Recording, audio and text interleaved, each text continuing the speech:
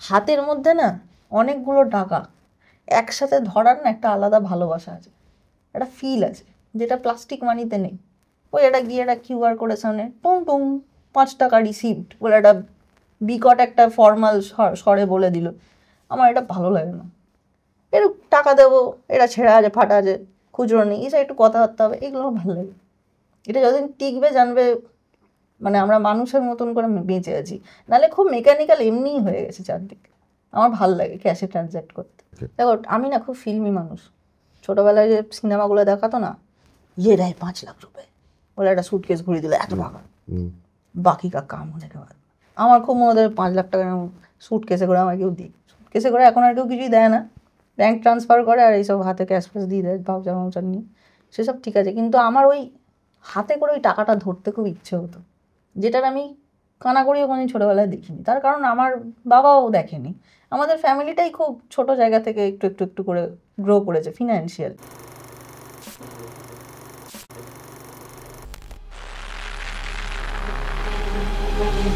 আমার সঙ্গে আজকে যিনি আছেন তার পরিচয় দেওয়ার প্রয়োজনই হবে না, যেই মুহূর্তে আপনারা মুখটা দেখবেন।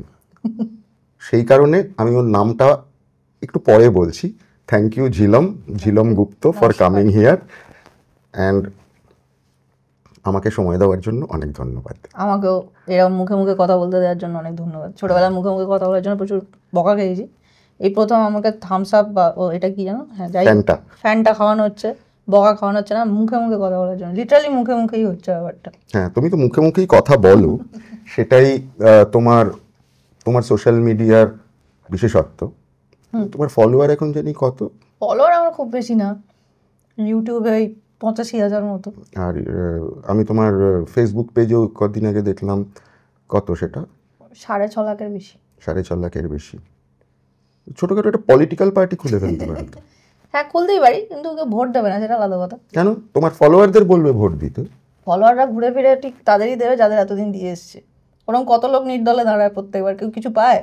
জমানত জব্দ। আমার ধারণা তুমি বললে দেবে, তার কারণ আছে। কারণটা হচ্ছে ওই যে তুমি প্রত্যেকবার বলো না, যদি ভালো লাগে তাহলে শেয়ার করুন, লাইক করুন। ওটা তুমি বেশি করে বললেই তোমাকে হয় না দাদা। আমি যদি এখন বলি, আমি যারা যতজন আমার ভিউয়ার্স আছেন প্রত্যেককে আমি একটা নির্দিষ্ট পরিমাণ টাকা বা কিছু উপঢৌকন দিচ্ছি, তাহলে লাইক তারা করে দেবে আশা করি। কিন্তু প্রত্যেকে করে না। যারা ভালোবেসে আমার ভিডিও দেখেন, মানে ভিডিও দেখবেন বলেই দেখেন, ফলো করবেন বলেই করেন, তারা অবশ্যই করেন। তুমি একজন অত্যন্ত পপুলার এবং অত্যন্ত কি বলবো, আমি তোমাকে যেমন ফলো করি, আমি তোমার সবসময় যে লাইক করছি তা কিন্তু নয়, কিন্তু আমি তোমারটা দেখি, আমি রেগুলারলি দেখি। এবং সেটা আজ থেকে নয়, ওই যখন সেটা হচ্ছে ধরো ওই কোভিডের আশেপাশের সময়, হ্যাঁ যে সময় কি করব, সারাদিন বাড়িতে বসে বেরোতে পারছি না, ওইভাবে শুরু হয়েছিল। তখন আমার মনে হয়েছিল বাহ, এ তো চমৎকার, কি অসম্ভব ভালো কথা বলে। এবং আমি তোমাকে একটা জিনিস বলছি, তোমার মধ্যে একটা হালকা যে ইয়ার্কি, এবং তার মধ্যে একটা যে ইয়ার্কির সঙ্গে একটা বাচালতা আছে, এবং সেটাকে তুমি অত্যন্ত গম্ভীরভাবে বলতে পারো, যেইটা হচ্ছে তোমার বিশেষত্ব। কিন্তু আজ আমি জানি না, আমি গম্ভীর হতেই পারছি না। তুমি লোকটাকেই খুব পজিটিভ লাগে আমার। প্রথম দিন যেদিন আমাদের আলাপ হয়েছিল, মানে তোমার ভাইবটা খুব ভালো। কিছু লোক আছে না, তার সাথে বসে দুদণ্ড কথা বলতে ভালো লাগে। কিছু লোক আছে আবার এসছে লোকটা, বাবা যাতে বেরিয়ে যাবো, এরকম স্যাট বেরিয়ে যাই আমি। আমার যেটা ভালো লেগেছিল সেই সময় তোমার ফেসবুকের তোমার ওই ফিডগুলো, মানে সেটা আমি খুব এন্টারটেইনড হতাম, এবং এন্টারটেইনড হতাম খুব বুদ্ধিদীপ্তভাবে, যে তুমি ইয়ার্কি মারছো, তুমি অনেক কিছু নিয়ে কথা বলছো, তোমার মুখটা সিরিয়াস, কিন্তু আসলে তুমি একটা ইয়ার্কি মারছো। এই আইডিয়াটা তুমি কোথা থেকে পেলে? দেখো, আমার ভিডিওতে এখনো খুব হাই এন্ড এডিটিং কিছু থাকে না। আর যখন আমি এগুলো শুরু করেছিলাম, আমি একদমই মানুষটা টেক সেভি নই, আমি অর্ধেক কিছু বুঝতে পারি না। এখনও আমার ফোনে ওই জিপে ফোনপে এসব নেই, আমি ক্যাশেই সব কাজ করি। লোককে বলি ভাই হাতেই দিস যদি দেওয়ার হয়, নাহলে ব্যাঙ্ক ট্রান্সফার করিস, তোকে অ্যাকাউন্ট ডিটেলস দিয়ে দেবো। তো এরম একটা লোক সাথে এডিটিং পারে না। তো আমার ভিডিওতে আমি স্পেশাল কি দিতে পারি গাম্ভীর্য ছাড়া? আমি যদি বলে, আমি তো নিজে ওই যে হাসির এফেক্টটা পিছন দিয়ে দেয়, হা করে সবাই হেসে দিল, এটা তো আমি দিতে পারবো না। তুমি দাও না? এখনো দিই না। এখন তো আমার এডিট করার একজন মানুষ আছেন, কিন্তু আমি তাকেও বলেছি এইসব করবি না। কিছু জায়গায় সাউন্ড এফেক্ট দিতে পারি, যেটা কিছু চলে গেল, একটা আওয়াজ হয়ে গেল, কিন্তু হা করে 4টে লোক হাসছে, তারপর দেখা গেল ওটা দেখে কেউ হাসেনি, শুধু আর্টিফিশিয়াল হাসিটাই হয়েছে, খুব বোকা বোকা লাগবে। ওই জন্য আমি নিজেই মুখটা এরকম ফ্ল্যাট করে রাখতাম। একদম ফ্ল্যাট একটা ফেস থাকবে, কোনো এক্সপ্রেশন থাকবে না, ওটাতেই কাজ চলো। তুমি অ্যাকচুয়ালি কোথাকার মানুষ, মানে তোমার জন্ম বড় হওয়া? Born and raised Baranagar. হুম। আমার যখন টিনেজটা চলছে, টিনেজের মাঝামাঝি সময়, কোনো একটা কারণে, এটা পারিবারিক কোনো একটা কারণে আমরা মুভ করি শ্রীরামপুর। শ্রীরামপুরেও এখন শ্রীরামপুরেরই বাসিন্দা পাকাপাকিভাবে। আর বরানগরের বাড়ির যে জায়গা, পুরনো বাড়িটা এখন ফ্ল্যাট হয়ে গেছে। বরানগরে একটা মাথা গোঁজার আস্তানা আছে আর কি, কাকারা এখনও থাকেন। আর তুমি এখন তোমার পরিচিতি এবং তোমার পপুলারিটি, তার কারণে তোমাকে ছুটে ছুটে কলকাতা আসতে হয়। কেননা আমি তোমাকে দেখেছি, তুমি যে যে জিনিসটা দিয়ে শুরু করেছিলে, তারপরে তো যেটাকে আজকের যুগে বলা হয় ইনফ্লুয়েন্সার। আমি নিজেকে ওসব বলি না। না, তুমি নিজেকে না বললেও সাধারণভাবে তো তুমি একজন ইনফ্লুয়েন্সার বটেই। ইনফ্লুয়েন্সার বলেই তোমাকে আমি দেখি বিভিন্ন ছবির প্রমোশনে, সেটা নিয়ে কথা বলতে, ছবি তুলতে, এবং তোমার প্রোগ্রামেও সেগুলো চলে আসে। এই জিনিসটা তুমি এনজয় করো? প্রথমত ইনফ্লুয়েন্সার শব্দটা না আমি খুব অপছন্দ করি when it comes to content creation, video content. তার কারণ দেখো, ইনফ্লুয়েন্স মানুষ দুভাবে হয়, হয় পজিটিভভাবে হয়, হয় নেগেটিভভাবে হয়। ঠিক। যারা এমন কিছু কথা বলছেন যেটাতে একটা সমাজের সংস্কার হয়ে যাচ্ছে, যারা এমন কিছু কথা বলছেন একটা পুরো জাতির বা একটা সমগ্র প্রজন্মের ভাবনা চিন্তার উপর সেটা প্রভাব ফেলছে, তখন সেটাকে আমি, যিনি এটা করতে পারছেন তাকে ইনফ্লুয়েন্সার বলবো। সেটা ভালো খারাপ দুটোই হতে পারে। Then he or she is an influencer. I am not. আমি কি বলি, ঝিকিমিকি টুম্পা, দুরন্ত বাইকে উড়ন্ত মামনি, এতে কি ইনফ্লুয়েন্স হচ্ছে লোক, কী হচ্ছে? এবং আমার মতোই আমি কাউকে আলাদা করতে পারবো না, তার কারণ we are sharing the same platform, bit YouTube or Facebook. কিছু মহিলা আছে সায়া শাড়ি সব একসাথে তুলে নাচে, তারাও ইনফ্লুয়েন্সার বলে নিজেকে বলে। কী ইনফ্লুয়েন্স করছে আমাকে বলো? সমাজের কি এফেক্ট হচ্ছে? কিছু বাচ্চা তাদের দেখে তারাও শাড়ি পরে অকালপক্ষ হয়ে নাচানাচি করছে রাস্তায়। এগুলো ইনফ্লুয়েন্স করা নয়। কিছু মেয়ে আছে মেকআপ শেখায়, হ্যাঁ, সেটাতে আমি ইনফ্লুয়েন্সার কোথাও গিয়ে তাকে বলতে পারি, তার কারণ ওই মেয়েটা যে মেকআপ শেখাচ্ছে তার টিউটোরিয়াল ফলো করে আরও কয়েকটা মেয়ে তাদের জীবিকা খুঁজে পাচ্ছে। সে নিজে সাজতে জানে, সে আর 5টা মেয়েকে সাজাতে পারবে, সে বাড়ির লোকের জন্য রোজগার করতে পারবে, নিজের জন্য পারবে, এস্টাবলিশ করতে পারবে, তখন ইনফ্লুয়েন্সার। কিন্তু হাবি জাবি বকে যেটা আমি করি, ওটাকে ইনফ্লুয়েন্সিং বলে না, অন্তত আমি মনে করি না। আমি কন্টেন্ট ক্রিয়েটার হিসেবে নিজেকে পরিচয় দিতে খুব স্বচ্ছন্দ বোধ করি। ইউটিউবার বলতে ভালো লাগে, ঠিক আছে। কিন্তু আর দ্বিতীয় কথা যে সিনেমার এই ব্যাপারগুলো বলছো, এগুলো আমি পাতি রিভিউ করি। আর রিভিউ মানেও দেখো আমি কোমাল নাহাটা নই যে আমি সব সিনেমার বুঝছি। তুমি দর্শক তো। আমি দর্শক, এবং আমি যখন কোনো সিনেমা দেখি খুব ভালোবেসে দেখি, খুব খারাপ বেসে কখনো দেখি না। আদিপুরুষ আমি খুব ভালোবেসে দেখেছি, ভাবতে পারো, খুবই বাজেভাবে বানানো সিনেমা। মানে এই যে মহাকাব্যগুলো, মহাভারত, রামায়ণ, এগুলো না করার সময় মানুষের খেয়াল রাখা উচিত যে আমি এমন একটা জিনিস নিয়ে করছি যেটা একটা গোটা দেশের যে গল্পটা সবাই জানে, সেটাকে আমি নিজের মতো চেঞ্জ করে দিচ্ছি। তারপরেই আমি কি দেখছি, মহাভারত নরসিংহা কিছুদিন আগে রিলিজ হয়েছে, অসাধারণ বানিয়েছে। ওরাও তো পুরাণকে ফলো করেই করেছে, বিষ্ণু পুরাণ ফলো করে অবতার, বিষ্ণুর অবতার নিয়ে কাজ করেছে, বিউটিফুল হয়েছে, কি ভালো বানিয়েছে। কোনো কোথাও নিজেদের ওই মনের মাধুরী মেশানোর কোনো ব্যাপার নেই। যা লেখা আছে, যা মা ঠাকুমার মুখে শুনেছি ছোট থেকে ঠাকুরের গল্প, তাই আছে। আমার মনে পড়লো তোমাকে আমি যেদিন ফোন করেছিলাম যে মানে এই পডকাস্টে আসার জন্য, তুমি প্রথমে ফোনটা ধরোনি, 2 ঘন্টা মতো বাদে তুমি বললে তুমি তো একটা ছবি দেখছিলে, মনে পড়ছে? হ্যাঁ, আমি নার্সিংহোমে বোধহয় দেখছিলাম। তুমি বললাম তুমি দেখতে গেছিলে হচ্ছে ধূমকেতু, রাইট। ধূমকেতু দেখছিলে। ধূমকেতু কিরম লাগলো? বেশ ভালো লেগেছে, বেশ ভালো। অনেকে এটার ব্যাপারে অনেক কিছু বলছে যে ভালো লাগেনি, কী গল্প, কিছুই মাথা মুন্ডু বুঝলাম না। লোকের অনেকের আমি এক্সপেকটেশন থাকে একটা, সেটাকে অন্যায় বলবো না, কিন্তু আমি এক্সপেকটেশন না, একটা গতানুগতিক শুরু থাকবে, একটা গতানুগতিক টান থাকবে, একটা চেনা জানা ক্লাইম্যাক্স থাকবে, একটা ক্লাইম্যাক্সের টোন থাকবে, এবং সেটার একটা শেষ থাকবে। এবার এটা থাকতেই হবে, দরকার নেই তো। আমি এমন কিছুও দেখাতে পারি যেটা অন্য সময় দেখানো হয় না গতানুগতিক ছবিতে। কিন্তু তুমি তার মানে অনেক ছবি দেখো? দেখি তো। তুমি কোথায় দেখো? আমার বাড়ির সামনে হল আছে, একটা গুডউইন বলে একটা ছোট্ট হল, কিন্তু লাইট, সাউন্ড, ক্যামেরা সবই খুব ভালো। ভালো। ওই জন্য অ্যাকশনটা দেখতেও ভালো লাগে। এখনো যে এরকম হলগুলো চলে ভর্তি থাকে তুমি যখন যাও? দেখো আমাদের ওখানে প্রথমে তো যেহেতু বললাম হলটা আকারে ছোট, তাই ওটা ভরতে বেশি কেরামতি করতে হয় না। আর যে ছবি নিয়ে হাইপ ক্রিয়েট হয়ে থাকে অলরেডি বাজারে, সেটা তো লোকে একদম হুলিয়ে দেখতে আসবে। আর এখন অনলাইনে টিকিট কাটার যুগ, ঘরে বসে মনে হলো স্যাট করে দুটো বুক করে নেয়। সবাই তো আমার মতন ঢ্যাঁড়স নয়, ঘরে বসে ঠিক টিকিটটি বুক করে নেয়। তবে আমি ঢ্যাঁড়স হলেও একদম বুনো ঢ্যাঁড়স নই। আমার ওই হলে চেনা আছেন একজন, যিনি টিকিটটা দেন, তাকে ফোন করে বলে রাখো। আমার ওই কর্নার সিটটা রাখবে তো, রিক্লাইনার একদম, এরপর পাতলে তোফা এক বোতল জল নিয়ে বাড়ি থেকে চলে যায়, 10 মিনিটও হাঁটা নয়। তার মানে তুমি অনলাইনে ওইটুকু যে খরচটুকু যে বুকিং মিডিয়াম মাধ্যমে যেটুকু পেতো, এটা 30 টাকা না 29 টাকা, সেটাও তুমি আর দাও না। কেন দেবো, হলকে দিতে হবে তো। বুঝেছি, এটা খুব ইন্টারেস্টিং, আমার খুব ভালো লাগলো। জানো আমি আমার বন্ধুদের দিয়ে চাইলেই অনলাইনে ফোনের ইয়েটা ভরে নিতে পারি, রিচার্জটা, কিন্তু করাই না। আমার বাড়ির সামনে যে দোকানটা আছে মান্নাদা বলে, বহু বছরের দোকান, ওরা আগে মুদির দোকানও ছিল, তারপর রিচার্জের দোকান হ্যান ত্যান এসব করেছে। আমি আজও তার থেকেই গিয়ে ভরাই। হয়তো আমি কল করতে পারছি না, ল্যাদও লাগছে, বেরোতে ভালো লাগছে না, তবু আমি বিকেলে মান্নাদার থেকেই ভরাবো। কারণ কি? আমার ভালো লাগে। তার কারণ আমরা যদি ক্যাশ ব্যাপারটাকে নিয়ে কিছু লোক অন্তত পড়ে না থাকে, আস্তে আস্তে পুরো ব্যাপারটাই প্লাস্টিক হয়ে যাবে। এই প্লাস্টিক মানি ব্যাপারটাকে আমি পছন্দ করি না। তার কারণ হয়তো আমি ছোটোবেলায় দারিদ্রটা দেখেছি, তাই মানে হাতের মধ্যে না অনেকগুলো টাকা একসাথে ধরার না একটা আলাদা ভালোবাসা আছে, একটা ফিল আছে, যেটা প্লাস্টিক মানিতে নেই। ওই এটা গিয়ে একটা কিউআর কোডের সামনে টুং টুং 5 টাকা রিসিভড বলে একটা বিকট একটা ফর্মাল স্বরে বলে দিল, আমার এটা ভালো লাগে না। একটু টাকা দেবো, এটা ছেঁড়া আছে ফাটা আছে, খুচরো নেই, এসে একটু কথাবার্তা হবে, এগুলো আমার ভালো লাগে। এটা যতদিন টিকবে জানবে মানে আমরা মানুষের মতন করে বেঁচে আছি, নাহলে খুব মেকানিক্যাল এমনিই হয়ে গেছে চারদিকে। আমার ভালো লাগে ক্যাশে ট্রানজ্যাক্ট করতে। তোমার এই কথার মধ্যে আমি দুটো জায়গা পেলাম, মানে দুটো দিক পেলাম, দুটো দিক নিয়েই আমি কথা বলবো। বলো বলো।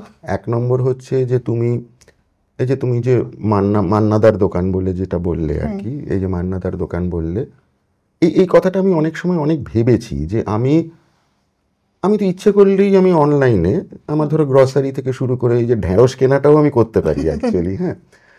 কিন্তু আমি পছন্দ করি হচ্ছে আমার লোকাল বাজারে, লোকাল মুদিখানায় যেতে। তার কারণ হচ্ছে যে তাকে আমি দীর্ঘদিন ধরে চিনি, এবং শুধু চিনি না, আমার খালি মনে হয় যে আমরা যদি সবাই যদি অনলাইনে কিনতে থাকি, তাহলে ও কি করবে একটা পর্যায়ের পরে, এটাও তো একটা প্রশ্ন। আমি ওই দিক থেকে একটা ভাবি, এবং আরেকটা জিনিস ভাবি, যেটা দোকানে গেলাম, লোকজনের সাথে কথা হলো, আরও 4টে লোক দেখলাম, তাতে কি হচ্ছে যে আমার কিছু মানুষ দেখা হলো, মানুষ চেনা হলো, 2-1 জনের সাথে আলাপ হলো, এটা হচ্ছে একটা দিক। আর 2 নম্বর যে দিকটা, ইনফ্যাক্ট আমার হাতে যদি এরকমভাবে গুচ্ছ টাকা নাও থাকে, তাহলেও এই পাড়ার দোকানের একটা সব থেকে বড় সুবিধা হচ্ছে তুমি একটু আমার নামে লিখে রাখো তো, পরে দিয়ে দিচ্ছি। ক্রেডিট কার্ডেও করা যায়, কিন্তু তার থেকে আমার অনেক বেশি আমার মনে হয় যে পাড়ার দোকানদারকে দেওয়ার এটা করাটাই বেটার। কারণ ও জানে যে আমি টাকাটা দিয়ে যাব, এই মুহূর্তে হয়তো খুচরো নেই বলে দিচ্ছি না, এবং আমিও জানি যে ওটা ওকে দিয়ে যাবো। সবসময় হয় না কিন্তু। আমার মা একবার বাজারে গিয়েছিল, মায়ের সাথে আগে খুব বাজার যেতাম, একজন সবজিওয়ালা মাকে বলছে, বৌদি একটা কথা ছিল। আমার মা ভাবছে আমি কি করলাম, এত মুখটা এমন করে বলেছে, বলছে আপনাদের ফ্ল্যাটে অমুক বাবু থাকেন? মা বলছে হ্যাঁ, কেন বলুন তো? উনি কি এখানে আর থাকেন না? মা বলছে কিছুদিন তো দেখছি না, জানি না কোথাও গেছেন হয়তো। আমি ওনার থেকে 40 টাকা পাই, পেঁপে নিয়ে দেননি। সবাই যে তা কিন্তু নয় না, সেটা হতে পারে। পরবর্তীতে শুনেছি এখনো দেয়নি। জিজ্ঞেস করেছি পেয়েছিলে পেঁপের টাকা? বলেছেন না। চীনারা দিয়ে দেয় সাধারণত, আমি জানি না, মানে আমি কেননা মুদির দোকান তো আমি 40 দেখেছি যে 40 টাকা না দিয়ে বড় লোক আছে ফ্ল্যাট কিনে নিয়েছে সাউথ সিটিতে। হ্যাঁ, হতে পারে, সেটা হলে আলাদা কথা। কিন্তু আমি মুদির দোকানে দেখেছি তারা কিন্তু খাতা রাখে। মুদির দোকানের কথা বাদ দাও, তো পাড়ার লোক। হ্যাঁ, বাজারে গিয়ে কি করে অত চেনেই না, দিয়ে চলে এসছে হয়তো, সেটা হতেই পারে। 2 নম্বর যে কথাটা বললে যে তোমার হাতে একটু বেশি টাকা ধরতে খুব ভালো লাগে, কারণ তুমি ছোটবেলায় খুব দারিদ্র দেখেছো। দেখেছি। এই কথাটা তুমি আর একটু বিশদে বলবে যদি তোমার আপত্তি না থাকে? দেখো আমি না খুব ফিল্মি মানুষ। ছোটবেলায় যে সিনেমাগুলো দেখাতো না, ये रहे 5 লাখ রুপে বলে একটা সুটকেস ঘুরিয়ে দিল, এত টাকা, বাকি কা কাম হনে কে বাদ। আমার খুব মনে হয় 5 লাখ টাকা সুটকেসে করে আমার কেউ দিই। সুটকেসে করে এখন আর কেউ কিছুই দেয় না, ব্যাংক ট্রান্সফার করে আর এইসব হাতে ক্যাশ ফ্যাশ দিয়ে দেয় ভাউচার নিয়ে, সেসব ঠিক আছে। কিন্তু আমার ওই হাতে করে ওই টাকাটা ধরতে খুব ইচ্ছে হতো, যেটার আমি কানাকড়িও কোনোদিন ছোটোবেলায় দেখিনি। তার কারণ আমার বাবাও দেখেনি।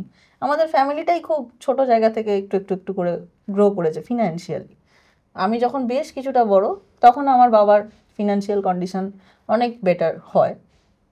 তখন আমি বেশ ভালো একটা লাইফস্টাইলের মুখ দেখি, অন্তত যা ছিল তার থেকে অনেক বেটার কিছু দেখেছি। আমাকে আমার বাবা সেইভাবেই পড়িয়েছেন, তার মধ্যে থেকেও অনেক সময় সাধ্যের বাইরে গিয়ে অনেক কিছু করেছেন। সেই জন্য না টাকাকে আমি খুব গুরুত্ব দিই।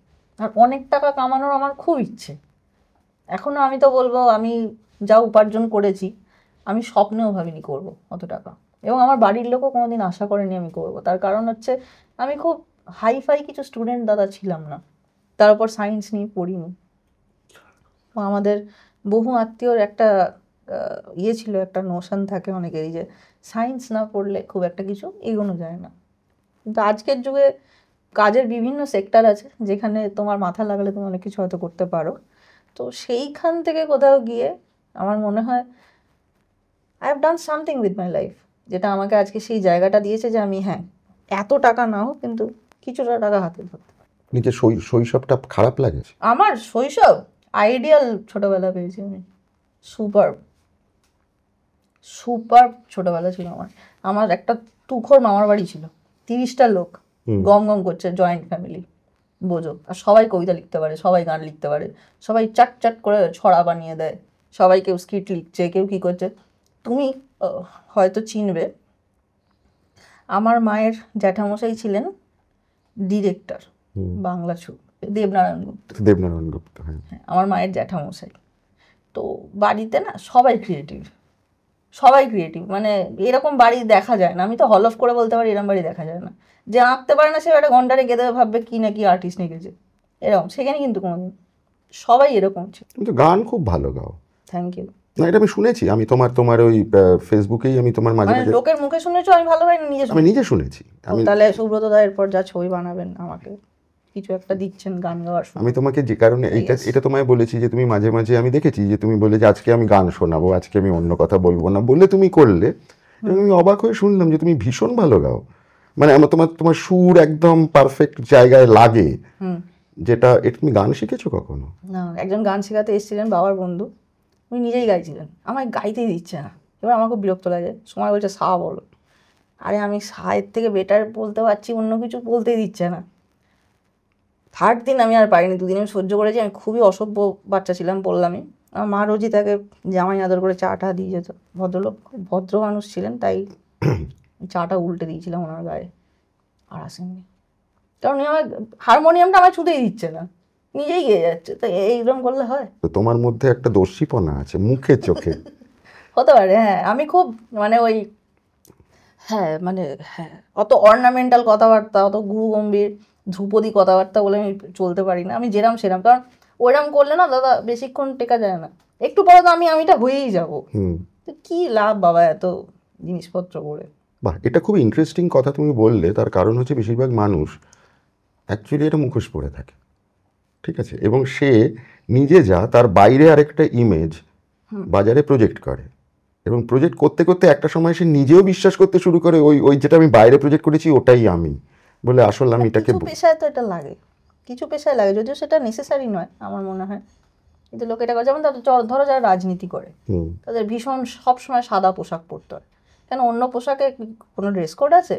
না পড়লে অন্য কালার পরে গেলে কি ঢুকতে দেবে না পার্লামেন্টে? আজকাল অন্যান্য রঙও পরে, এই যেমন তুমি লাল পরে আছো, আমি জানি না, কেউ কেউ নীল পরে, কেউ নীল পরে, আমি দেখেছি। দেখিনি আমি সবাইকে বেস কালার সবসময় সাদা, এমন একটা কালার না যেটা দেখলেই মন খারাপ হয়ে যাবে। আমি জানি না এগুলো করলে কি কি তাতে প্রমাণিত হয়। দেখবে কোনো রাজনীতিককে খুব বেশি হাসতে দেখবে না, যে হা হা করে দিল খোলা হাসছে রাস্তায় দাঁড়িয়ে। কেন হাসেন না? ওনারা কি রিয়েল লাইফে হাসেন না? হাসেন। এগুলো করার দরকার কি পড়ে আমি বুঝতে পারবো না। কিছু কিছু কিছু পেশার হয়তো কম্পালশন থাকে, সেটা আমার জানা নেই, কিন্তু আমার মনে হয় এগুলো থাকা উচিত না। এগুলো মানুষের নিজের তৈরি করা, বরং ওইরকম হা করে হাসলে লোকে আরও কাছে আসবে, কারণ মনে হয় আমাদের মতোই হাসে। তুমি কোনোদিন ভেবেছো তুমি রাজনীতি করবে, বা ইচ্ছে আছে কখনো? হ্যাঁ, ভীষণ ইচ্ছা আছে। কিরকম? না সিরিয়াসলি দেখলে তো আমি গম্ভীর কথা ইয়ার্কি মারতে পারি, আমি বললাম তুমি বিশ্বাস করে নিলে না, সত্যি জিজ্ঞেস করছি, যে আমি ইয়ার্কি নয়, আমি সিরিয়াসলি জিজ্ঞেস করছি। রাজনীতি বিষয়টা আমার ভালো লাগে না। বলে রাজনীতি মানে শ্রেষ্ঠ নিয়ম, রাজ মানে শ্রেষ্ঠ, নীতি is a set of rules বা কিছু। কি শ্রেষ্ঠ নিয়ম কি দেখতে পাই আমরা? কিছু হয়? সেই 5টা লোক চেনাশোনা, এরাই এই 5জন হচ্ছে 5টা পার্টির প্রতিনিধি, এই 5জনকে ভোট দিয়ে দাও, ঠিক আছে দিয়ে দিলাম। কিছু হলে এদেরকে দোষ দেবে। যে লোকটা বাসে আপেল খেয়ে বাকি আপেলটা রাস্তায় ছুঁড়ে মারছে, কোন এই 5জনের কে শিখিয়ে দিয়েছে তুই অসভ্যতাটা কর? শিখিয়েছে? তারাই বলবে যে রাস্তা পরিষ্কার হচ্ছে না কেন। উত্তরাখণ্ডের যে অত সুন্দর সুন্দর জায়গায় গিয়ে লোকে বিয়ার খেয়ে মদ খেয়ে ওখানে বোতল কাপ গ্লাস হ্যান ত্যান সব ফেলে আসছে। এই 5টা রাজনীতির লোকের কোন লোকটা শিখিয়ে দিয়েছে তোরা এটা কর? কেউ শেখায়নি। এই যে লোকগুলো কুকুরকে ধরে ধরে রেপ করে ঘরে ঢুকিয়ে, একটা লোকের সিসিটিভি ফুটেজ বেরিয়েছে, র্যান্ডাম তার এলাকার 5-6টা কুকুরকে একটা ঘরের মধ্যে নিয়ে নিয়ে ঢুকছে, ছিটকিনি লাগাচ্ছে, একটু পরে বেরোচ্ছে, কুকুরগুলো দৌড় দিচ্ছে তার। এই লোকটাকে এই 5জনের মধ্যে কে শিখিয়ে দিয়েছে তুই অ্যানিম্যালদের সাথে এইগুলো কর? কেউ শেখায়নি। তো এটা চেঞ্জ করার জন্যও তো তুমি কিছু কাজ করতে পারো, ধরো রাজনীতিই করলে, এগুলো চেঞ্জ করলে। এরপরেও যেটা করবো ভিডিওই করবো, কিন্তু আমার নানা রকম দিক এক্সপ্লোর করার ইচ্ছা আছে। যেমন আমি বুদ্ধিজম নিয়ে ভীষণ কি বলবো, আমি খুবই ইন্টারেস্টেড, ইন্ট্রিগড, আরও ভালোবাসা যদি বলি। তার কারণ হচ্ছে বুদ্ধিজমের আমরা কয়েকটা দিকই জানি, যেটুকু স্কুলে পড়ায়, খুব বেশি তো জানা হয় না। অথচ আমার বাবা নিজে গৌতম বুদ্ধর কথাবার্তা খুবই রেসপেক্ট করে চলেন বলে ছোট থেকে আমরা যে যে জায়গাগুলো বেড়াতে গেছি, বাবা টার্গেট করে করে সেই জায়গাগুলোতেই নিয়ে গেছেন যেখানে বৌদ্ধ বিহার আছে, যেখানে গৌতম বুদ্ধর কিছু আছে, মানে উনি রিলেটেড এরকম কোনো জায়গা। যেমন আমরা বোধগয়া গেছি, আমরা নেপাল গেছি, কুশিনগর গেছি, যেখানে একটা শ্রাইন আছে খুব বড়, খুব বড়টা, ওই রকম জায়গায় গেছি, পাটনা গেছি, নালন্দা গেছি। তো এই সমস্ত জায়গাগুলো আমি খুব ঘুরেছি, but I want to learn more, I want to explore. ওই জন্য আমি চেষ্টা করব আজ থেকে বছর 3 পর শুধুমাত্র সোলো ট্রিপ করার এবং টেম্পল নিয়ে কাজ করার। তো তোমার এই ছবিটা কে তুলবে? মানে আমি এই কারণে বলছি, অবশ্যই থাকবে, আমি যাবো তোমার সাথে তাহলে। ও ইউ লাইক দ্য আইডিয়া? হ্যাঁ হ্যাঁ, আই লাইক দ্য আইডিয়া, সেই জন্যই বললাম তোমাকে। যাই হোক, সেটা বাদ দিয়ে আমি তোমায় বলছি, তোমার এই বুদ্ধিজমের প্রতি ইন্টারেস্টটা আমার খুব ইন্টারেস্টিং লাগলো। তোমার ধর্ম সম্পর্কে কি ধারণা তোমার? চারিদিকে ধর্ম নিয়ে একটা আকচি শুরু হয়ে গেছে তো সারা ভারতবর্ষ জুড়ে, এমনকি সত্যি কথা বলতে কি পৃথিবী জুড়েও। প্রথমত এটা এখন শুরু হয়নি, একদম সৃষ্টির প্রথম থেকেই আছে। যখন থেকে ধর্মের সৃষ্টি, ধর্ম শব্দের তখন থেকেই আমার মনে হয় আছে। কারণ সব কিছুর ক্ষেত্রেই যেটা আছে সেটা হচ্ছে বৈপরীত্য। যেটা তোমার ভালো লাগছে আমার ভালো লাগছে না, আমি চাইছি আমার যেটা ভালো লাগছে না তোমার সেটা ভালো না লাগুক। এটাই যে কোনো প্রবলেমের মূল জায়গা, মানে চাপিয়ে দেওয়া আরেকজনের ওপর। বর বউয়ের মধ্যে যে ডিভোর্স হয়, এটাও এই ধর্মের মতোই। বর বলছে আমি রাত্রি 9টার পর রোজ বোতল খুলে বসবো, বউ বলছে বসো না। বউ চাইছে বোতল না খুলুক, সেটা মেনে নিলেই কিন্তু ও লোকটাকে বলো খুব ভালো। আর লোকটা যদি দেখে বউ আমার সাথে বোতল নিয়ে বসে গেল, আমার বউ খুব ভালো। কোনটা করা উচিত বলে তোমার মনে হয়? ভাই তার লাইফ, আমার মনে, আমি খুব বিশ্বাস করি লিভ অ্যান্ড লেট লিভ। যতক্ষণ না কারোর কোনো আচরণে তোমার ব্যক্তিগত কোনো ক্ষতি হচ্ছে না, ততক্ষণ তোমার তাকে ঘাটানো উচিত না। শুধু ব্যক্তিগত বলে না, হ্যাঁ যদি অন্যায় বা এমন একটা কিছু দেখলে যেটা সার্বিকভাবে খুব বাজে এবং যার জন্য আরেকজনের হার্ম হচ্ছে, তুমি সেখানে উপস্থিত, তুমি বা তোমরা পারো সেটাকে আটকে দিতে, তখন সেটা অবশ্যই বারণ করা উচিত। কিন্তু এই যে আকচি বলছো, যারা অ্যাকচুয়ালি ধর্ম পালন করে তাদের মধ্যে কোনো রকমের প্রবলেম আছে বলে আমি মনে করি না। যারা ধর্ম নিয়ে ম্যানিয়াক হয়ে ওঠে তারা প্রবলেম ক্রিয়েট করে। আমি আস্তিক মানুষ, আমি রোজ বাড়ি থেকে বেরোনোর সময় ঠাকুরকে 2 হাত জোর করে প্রণাম করি। মানে যে কোনো প্রবলেমে বা প্রবলেম হতে পারে ভেবেও ঠাকুরকে স্মরণ করি। আমি ভিডিও গেম খেলে যখন অনেক পয়েন্ট পাই, জয় জগন্নাথ এরম বলি। কেন বলি? কারণ ঠাকুরকে পছন্দ করি, ভালোবাসি, তাকে বিশ্বাস করি, রেসপেক্ট করি। ঠাকুরের দিকে অনেকক্ষণ তাকালে চোখে অরিজিনালি মানে একটা নর্মালি আমার জল চলে আসে ছোটোবেলা থেকে। সেটা আমি কি এবারে গদ হয়ে ওগো বাবা এইসব কিছু করি? আমি সেটা ক্যামেরায় দেখাই, করি না। কিন্তু দ্য মোমেন্ট তুমি দেখবে যে কোনো লোক ভীষণ ভড়ংবাজি করছে, ছোট ছোট একটা জায়গায় হয়, ঠাকুরটা তুমি দেখতে পাবে না, এত ছোট ঠাকুর, ডিজে বক্সগুলো এত দোতলা সব ডিজে বক্স, ওইখানে এই যে আড়ম্বরটা যেখানে চলে আসে জানবে সেখানে এই ক্যাচালগুলো বেশি। আর ধর্ম নিয়ে আকচা এটা একদমই নতুন ব্যাপার না। তার মানে তুমি ঠাকুরে বিশ্বাস করো, মানে ভগবানে ঈশ্বর ভক্তিতে বিশ্বাস করি, ঈশ্বর নিয়ে পাগলামো করাতে আমি বিশ্বাস নেই। কিন্তু আবার অ্যাট দ্য সেম টাইম এমন যদি কোনো মানুষ থাকে যে নাস্তিক, তার প্রতিও তোমার কোনো অসুবিধা হয় না? আমার কেন অসুবিধা হবে? সে, তার কাছেও নিশ্চয়ই একটা অকাট্য লজিক আছে যে সে ভগবানকে মানে না। আমি যদি এখন তাকে মানাতে যাই, তোকে আজ থেকেই লোকনাথ বাবাকে পুজো করতে হবে, তখন আমি অ্যাকচুয়ালি খুব বোকার মতো কাজ করবো। ও তো আমাকে বলছে না যে তুই মানিস না, ও মানছে না, আমি মানছি, এইটুকু তো তফাৎ। এইটুকুকে রেসপেক্ট করতে পারবো না? আমারই যেমন একজন বন্ধু, সে মানে না, আমি তাকে বলেছি তুই আমার সাথে অঞ্জলি দিবি, চল। আমি অঞ্জলি দিতে পারবো না, দিতে হবে না, পাশে দাঁড়িয়ে থাকে, আমি দেবো, একসাথে ওখান থেকে বেরোবো। সে গেল, সে হঠাৎ দেখলাম নিজেই ফুল টুল নিয়ে ছোড়াছুড়ি করে দিয়ে চলে এলো। আমি কি করলি? চলো করলাম। আমি তাকে বলেছি করতে, আমি তাকে বলছি তুই দাঁড়াবি, যার আসার ইচ্ছে মন থেকেই আসবে। সে যে এখনো ঠাকুর প্রণাম করে তা কিন্তু না, কিন্তু সে করেছে, এটা তার ইচ্ছে হয়েছে করেছে। আমি তাকে বলিও নি কর, আমি তাকে বলিও নি করিস না।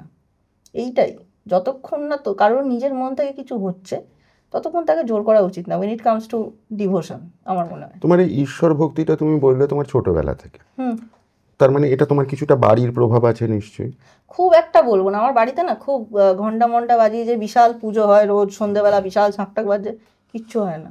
আমার বাড়িতে একটা ঠাকুরের জায়গা ছিল, তাক, আমাদের বললাম তো ছোটবেলা কিছুই ছিল না, ভাঙা ভাঙা দুটো ঘর ছিল, এটা তাকে কিছু ঠাকুরের মূর্তি রাখা ছিল, আমার ঠাকুমা পুজো করতেন, আর আমার মা, বাড়ির লোক সবাই চান করেছিলাম, ফুল টুল দিয়ে পুজো, বাগান ছিল নিজেদের একটু, পুজো টগর ফুল হ্যান ত্যান ফুল নিয়ে পুজো হতো। আমি করতাম, আমাদের বাগানে একটা বড় পাথর কেউ এনে দিয়েছিল, ওটার গায়ে মাটি লাগিয়ে শিব ঠাকুর বানিয়ে পুজো করতাম। শিবের ভস্যটা হতো, কল থেকে জল এনে ঢালতাম, শিবকে দুধ ঢালছি, এসব নিয়ে হিন্দি গান গাইতাম মুখে মুখে, কারণ প্যান্ডেলে বাজে তো সব আমাকেই গানও বাজাতে হতো। আমি পুজোও করতাম, ঠাকুর পুজো, মানে খেলাটাও আমার ঠাকুর পুজো নিয়ে খেলা ছিল। ঠাকুর ভালোবাসি আমি। যে কথাটা বললে যে তুমি ভিডিও নিয়েই আজীবন থাকতে চাও, হ্যাঁ, এটা আমার খুব ভালো লাগার কাজ। বই, আমি তো লেখালেখিও করি টুকটাক, কয়েকটা বই আছে, লেখালেখিটা আমি সিরিয়াসলি চালাতে চাই, ছোটদের বই নিয়ে কাজ করতে চাই। লিখেছো কখনো, মানে ছবি? একটা বেরিয়েছে ছোটবেলার সিন্দাবাদ বলে, বেশ ভালোই ছাড়া পেয়েছে। আর একটা লেবু লজেন্স বলে বার করেছি, 90s আমাদের যে জিনিসগুলো আমরা দেখে বড় হয়েছি আর কি, বাড়ির জিনিস, রাস্তার জিনিস, সেগুলো তো এখন আর চোখে পড়ে না, তো সেই নিয়ে বই, ওটা যতগুলো প্রিন্ট হয়েছিল সব বেরিয়ে গেছে। তুমি 90s কি কি দেখেছো যা এখন আর চোখে পড়ে না? 3 নম্বর বাস, মামার বাড়ি আসতাম, এখন আবার নতুন, এই জাস্ট 1 মাস হলো চালু হয়েছে, বোধহয় আবার নতুন চালু হয়েছে, জাস্ট 1 মাস আগে। হ্যাঁ, দেখলাম আমি ওই 3 নম্বর বাস, ওটাই বারবার করে যায় আসে।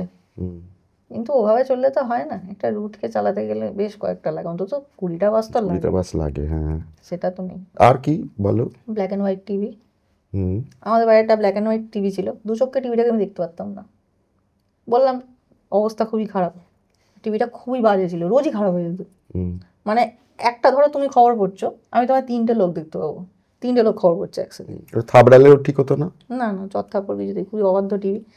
এবং টিভিটার কী প্রবলেম ছিল আমি জানি না, সামনের যে কাঁচটা না, ওটা প্রায় নিচে খুলে পড়ে যেত, ভেঙে যেত।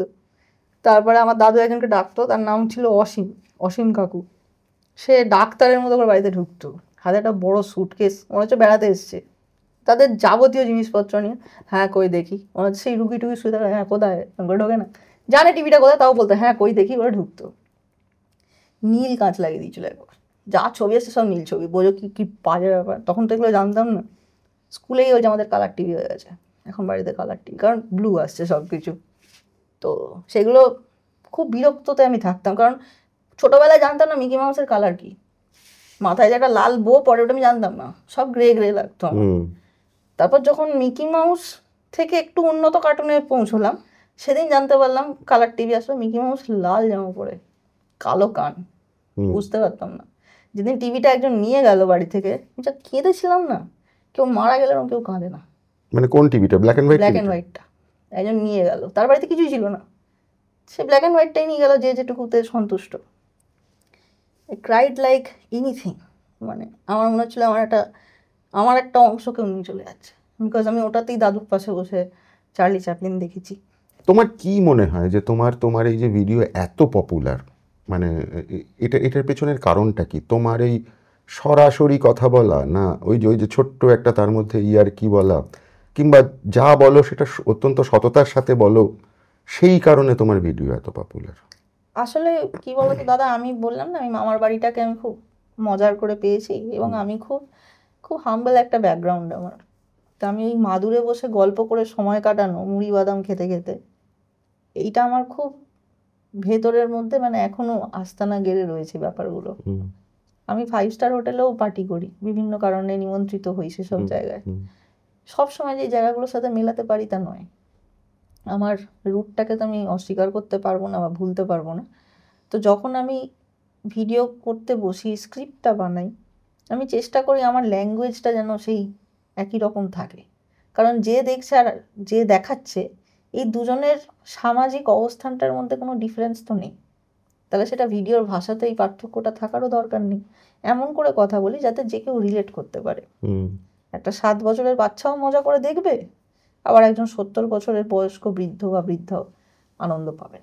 তো সেই জন্য আমি দেখেছি যখন বই মেলা বা শিল্প মেলা জাতীয় জায়গায় যাই, অনেক লোকজন যেখানে, খুব বয়স্ক মানুষ প্রচুর আমাকে খুব অ্যাপ্রোচ করেন, গাল টিপে দেন, কেউ মাথায় হাত বুলিয়ে কথা বলেন। এগুলো খুব বড় পাওয়ার, ভালো লাগে। এই যে প্রফেশন এটা তৈরি হতে পারে, এটাই তো কেউ কোনোদিন ভাবেনি। তোমাদের নতুন জেনারেশন এটা করে দেখালো এবং দেখিয়েছে, যেটা আমার কাছে প্রচণ্ড ইন্টারেস্টিং। শুধু না, আমার কাছে এই জিনিসটার খুব পজিটিভ একটা বিষয় বলে মনে হয় যে তোমরা এই যে ধরো অন্যান্য চাকরি বাকরি অমুক তমুক এর জন্য হাহাকার না করে তোমরা নিজের জায়গাটা নিজেরা ঠিক জায়গা করে নিচ্ছ। তুমি কি এইভাবে দেখো? এই জিনিসটা ভাবতে তোমার কিরম লাগে? মানে সত্যি সত্যি তো তোমাদের জেনারেশন একটা একটা জায়গা তৈরি করেছে। মানে আমরা যখন আমাদের যখন ঠিক ঠিক বলবো না আমি, কারণ দেখো ড্রপ আউট এখনো আছে, এবং তার একটা খুব বড় কারণ সোশ্যাল মিডিয়া। এটা তোমায় আমি লিখে দিতে পারি একদম, তুমি পরে সার্ভে করে মেলাতে পারবে। কিরকম বলো, একবার একটু ডিটেলে বলো। আমি খুব ভালো মতো অবজার্ভ করেছি ড্রপ আউট লোকে হচ্ছে ঠিক কিরম বয়সে, 15-16। ড্রপ আউট মানে একদম এমনি প্রথাগত ছেড়ে দিচ্ছে, পড়াশোনা থেকে ছেড়ে দিচ্ছে, মাধ্যমিকের ঠিক আগের পর্যায়টা ছেড়ে দিচ্ছে। এই বয়সটা কেমন? Adolescent period. দ্বিতীয়ত এই সময়টা মানুষের মধ্যে যৌন চাহিদা, যৌন চেতনা এগুলো তৈরি হয়। থার্ড, সোশ্যাল মিডিয়ার অ্যাক্সেস, সমস্ত বাচ্চার কাছে মোবাইল আছে, ট্যাব আছে, হ্যান আছে, সবাই সব দেখতে পাচ্ছে। ভ্লগিং একটা খুব গ্ল্যামারাস মার্কেট, কিন্তু ব্লগিংটা ব্লগিংয়ের মতো হতে হয়। ব্লগিং মানে 90% যা দেখো সেটা নয়, বাকি যে 10% সেটা হচ্ছে ব্লগিং। কিন্তু 90% ওই যে ইনফ্লুয়েন্স বললাম, সবাই ইনফ্লুয়েন্সার, এদের দেখে বাকিরা ভাবে প্রচুর টাকা এখানে, প্রচুর নাম যশ।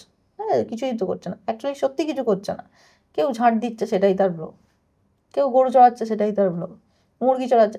আরে ভাই, এগুলো তো বরাবরই ছিল। What are you adding? You are not adding something new, right? সেটা করছে না। তো এবার ধরো যারা দেখছে তাদের মনে হচ্ছে ও এগুলো তো আমিও পারি, তাহলে এগুলোই দেখাই। প্রথমে হয়তো কেউ কিছুটা দেখছেও, কিন্তু প্রথমত সোশ্যাল মিডিয়া ওভাবে ওয়ার্ক করে না। আজকের দিনে ফেসবুকে আগের মতো টাকা দেওয়া হয় না, ইউটিউবে হয়। আর ইউটিউবটা এতটাই পিওরলি একটা ভিডিও প্ল্যাটফর্ম, যেখানে ভালো মানের ভিডিও বা ঠিকঠাক স্ট্যান্ডার্ড ভিডিও না হলে কেউ দেখবে না। সেখানে ওই আমি জল খাচ্ছি গাইজ, তোমরা কি খাচ্ছ, এটা বললে কেউ দেখবে না। এর এই জায়গাটা ভুল করে। বহু মেয়ে হয়তো আমাকে গালাগাল দেবে এটা দেখার পর, কমেন্টে তুই কি জানিস, তুই বিয়ে করেছিস, হয়তো এটা বলবে, কেউ যায় আসে না, সত্যি শুনতে কড়াই লাগে।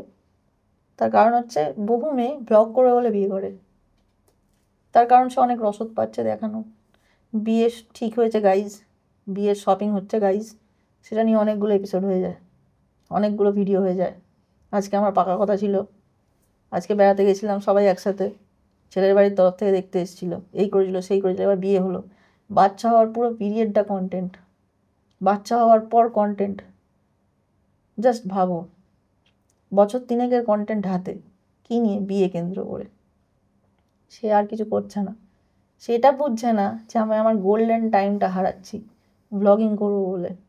বাচ্চা মেয়ে, তার শরীরটাই হয়তো এখনো তৈরি হয়নি বাচ্চা ক্যারি করার জন্য, কিন্তু করছে ব্লগ করার জন্য। মানে শুধু ভিডিও করার জন্য সে বিয়ে করছে। আমি অবজার্ভ করেছি, বলো না, তার বাড়ি দেখে বোঝা যাচ্ছে যে একটা মোটামুটি সচ্ছল বাড়ি, হয়তো বিশাল বড় লোক নয়, কিন্তু তাকে বাবা মা কেউ প্রেশারাইজ করছে না। কারণ করলে মেয়েটি অত হ্যাপি থাকবে না। তার মানে কি, তার মাথায় তার ঘুরছে না, সে ব্লগটা প্রচণ্ড রিলিজিয়াসলি করছে। তার মানে কি, ও খুবই মানে ইনক্লাইন্ড এই ব্যাপারটা নিয়ে, যে এটা করবো বলে। যদি একটা বাচ্চা মেয়ে বা ছেলের মনে হয় যে আমার পড়াশোনাটা ছাড়িয়ে দিল, জোর করে বিয়ে দিচ্ছে, সে ভিডিও করবে ওগুলো নিয়ে। তার ব্যাক অফ দ্য মাইন্ড একটা কষ্ট চলবে সমানে, যে আমি আর বন্ধুদের সাথে দেখা করবো না, স্কুল যাবো না, পড়বো না। তুমি এই যে ড্রপ আউটের যে কথাটা বললে, এটা কি তোমার শুধু মেয়েদের কথা বললে না শুধু ছেলেদের কথা? ছেলেদের কথা না দাদা বলতে পারবো না, কারণ ছেলেরা দেখেছি বহু মেয়ের ব্লগে মানে একজন সাইড ক্যারেক্টারের মতন থাকে। এই যে আমার বর এলো, বরকে খেতে দিচ্ছি, এটা একটা মেয়েদের মধ্যে তো একটা মাতৃত্ববোধ খুব নর্মালি থাকে, সেটা না ভ্লগে মানুষ দেখতে অনেকে পছন্দ করে, আমি দেখেছি, এটাই দেখানো হয়। কিন্তু এই যে তলে তলে এটা যে কতটা ক্ষতিকর, একটা মেয়ে লেখাপড়াটাই ভালো করে শিখলো না, সে মা হয়ে গেল, তার লেখা মা হও ভালো কথা, মা হওয়ার টাইমে হও না। আর আজকের দিনে যেখানে পৃথিবী এত ফাস্ট, সেখানে তুমি একটা ছেলের প্রতি, ছেলেটাও তো ছোট যার সাথে বিয়ে হচ্ছে, তুমি তার প্রতি পুরো দায়িত্বটা তুমি চাপিয়ে দিলে। কেউ বলতে পারে কিছুদিন পরে, ওই জন্য দেখবে আজকালকার ওই বাচ্চা বাচ্চা ছেলে মেয়েগুলোর মধ্যে কত তিরিক্ষি মেজাজ, কত অল্প বয়সে তারা কত বেশি প্র্যাকটিক্যাল। কেন? বিকজ তারা সব কিছু একসাথে করছে, সংসার করছে, বাচ্চা সামলাচ্ছে। যারা প্রপার এজে করছে তাদের কথা বলছে না, বিকজ দে হ্যাভ প্ল্যানস। এদের কী প্ল্যান আছে আমাকে বলো? কিছু মেয়ের ব্লগ দেখেছি, নামও মনে নেই, তাদেরই এক বান্ধবীর বিয়ে হচ্ছে, সে লাল বেনারসি আর ওই গয়না টয়না পরেছে, বাকি মেয়ে তিনটেও লাল বেনারসি সেম গয়না পরে বন্ধুর বিয়েতে গেছে, ব্লগ করছে। ভাবতে পারছো? আর ফুড ভ্লগার যারা, তাদের কি মনে হয়? ফুড ব্লগিংটা খুবই টাফ জিনিস দাদা। ট্রাই করেছো কখনো? আমি ফুড ব্লগার হিসেবে কিছু ট্রাই করিনি, কিন্তু কিছু রেস্টুরেন্ট আমায় দিয়ে প্রমোশন করিয়েছিলেন রেস্টুরেন্ট ওনার, তো সেগুলো আমি করেছি, খুব হাতে গোনা 2-3টে ম্যাক্সিমাম। কারণ আমি বলেই দিই দেখো, খেতে খেতে এত কথা আমি বলতে পারবো না, খাবারটাও খাওয়া হয় না, ওটাও ঠিক মতো করা হয় না। কয়েকজন আছেন যারা খুব ভালো কাজটা করেন, যেমন আমাদের ইন্দ্রজিৎ দা, ফুড কা। ইন্দ্রজিৎ দা অ্যাকচুয়ালি নিজে খাবারটা খুব ভালো বোঝে, নিজে রান্না করতে পারে, এবং জানো কিনা জানি না, আমাদের দেশের টপ নচ যারা ওয়াইন টেস্টার তাদের মধ্যে একজন। হ্যাঁ, শুনেছি। হ্যাঁ, এটা সত্যি কথা। কজন সেটা জানে? জানে না। ইন্দ্রজিৎ দা একটা খাবার নিয়ে তোমাকে ইতিহাস, ভূগোল, বাণিজ্য সব বলে দেবে, কবে প্রথম কে খেয়েছিল, নেগুর তুলেছিল, সব বলতে পারবে। এই জন্য লোকে শুনতে ভালো লাগে, জানি লোকটা একটা সাধারণ 5 ফোড়ন নিয়ে এত কথা বলে দিল। এবার যারা ফুড ব্লগার, বিরিয়ানিতে ক কেজি ঘি যায়, প্রথমত রান্না করা বিরিয়ানির ওপর ঘি দেখেছো আগে দিতে কোনোদিন? তুমি তো আমার থেকে অনেকটা বলো, তুমি দেখেছো দিতে? না। এখন দেওয়া হয়, এই ঘি চলে গেল, সমস্যারে বলছে 20টা ছেলে দাঁড়িয়ে। এটা ফুড ব্লগিং? ওফ কি ধোঁয়া বেরোচ্ছে, তাই তো, ওফ কি গন্ধ বের, এটা ফুড ব্লগিং? সোশ্যাল মিডিয়া যেমন অনেক জায়গা খুলে দিয়েছে, তেমনি আবার শুধুমাত্র খ্যাতি পাওয়ার জন্য অনেকে এগুলোর মধ্যে ঢুকে পড়ে পুরো পথ হারিয়ে।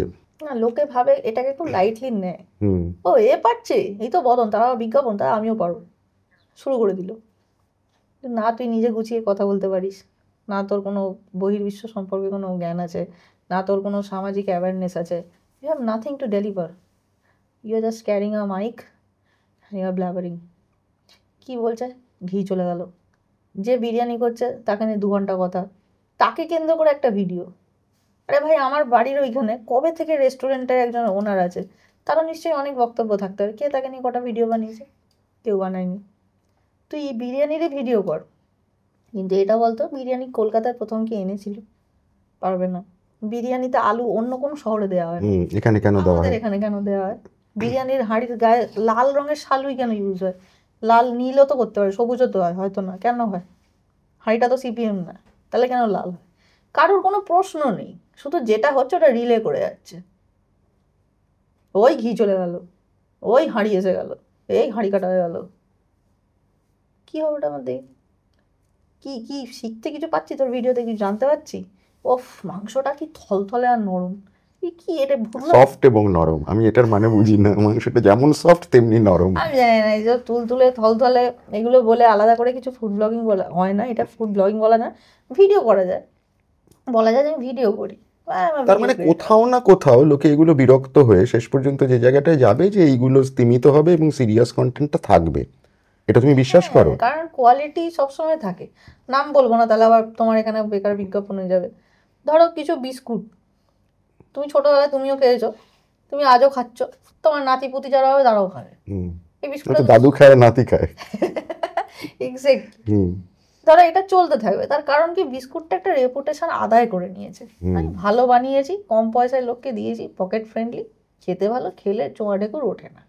এই লোকে চা দিয়েও খায়, এমনি বকবক করতে করতে দুটো খেয়ে নেয়, লোকে খায়। এবার চারটি ফ্যান্সি নাম দিয়ে এমন বিস্কুট এলো, হাত দিলে হাতটা চটচট করছে, বিস্কুট তো তেলেওয়ালা বিস্কুট হয়, ওটা খেলো, দুটো ঢিকুর উঠলো, এই বিস্কুটটা আর এনো না, বুঝলে তো। কোনো একটা বউ তার বরকে বলো, ঠিক আছে আনবো না, হ্যাঁ আমারও কেন কেন ঘুরছিল, গন্ধ গন্ধ, এলো না, সেই বিস্কুট উঠে গেছে বাজার থেকে।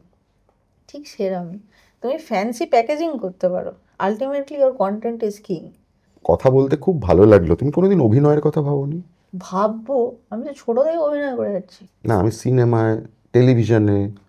হ্যাঁ, আমার তো ইচ্ছা আছে, কেউ নেয় না, আমার কী করবো, আমি করলে খুব ভালো করবো। শিওর? কিসের রোল করবে? নেগেটিভ। কেন? তোমার এত পজিটিভ ভাইব নিয়ে তুমি নেগেটিভ রোল? আমি তো আর সত্যি সত্যি করছি না, তো অভিনয় করছি। তোমাকে নেগেটিভ রোলে মানাবে? ভীষণ মানাবে। কেন? তোমার মুখে একটা সারল্য আছে, তোমার মুখে। আমাকে দাও।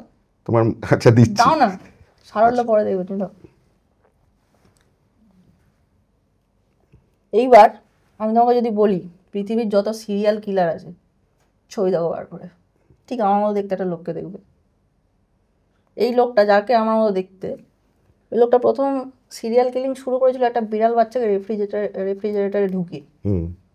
বিড়াল মারতো খালি। প্রথমে একটা বিড়াল ছানা দিয়ে শুরু করেছিল, ক্রুয়েলটির স্টার্টটা ওরকম।